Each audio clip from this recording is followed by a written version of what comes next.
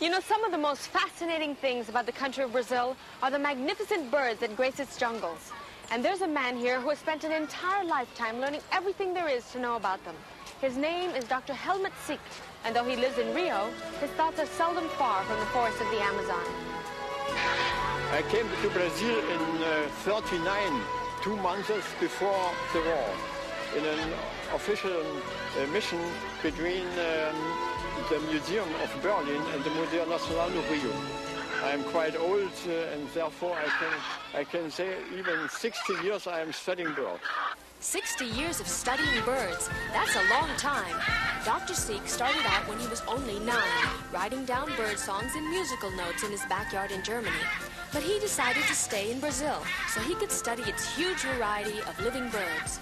We have in Brazil 1,580 more or less. We have in the city of Rio de Janeiro 440 species, which means it's quite more than in whole Europe. I had several good invitations to return to Europe, but I did not accept because I could there not work as I wanted.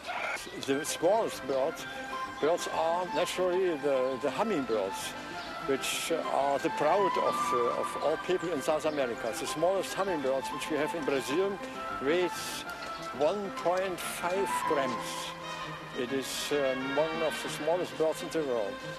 Parrots and macaws are among Brazil's most beautiful birds, but they're also among the most confusing. You see, it's very hard to tell the males from the females. Even the local Indians can't do it. Here's Dr. Siek's method.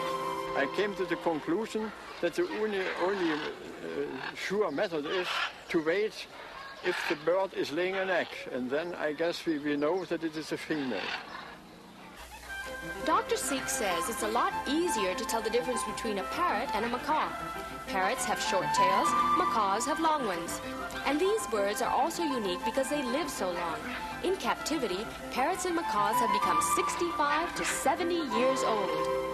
Another of Brazil's beautiful birds is the graceful heron, an animal whose worst enemy, one time, was man. The Brazilian herons became famous because the fashion in Paris was much interested in the so-called aigrettes. To furnish aigrettes to France, there was need to kill 300 specimens of herons for 1 kilogram weight of feathers. It's hard to believe such colorful creatures actually exist at all. But here they are in beautiful Brazil, and you've seen them because you asked for it.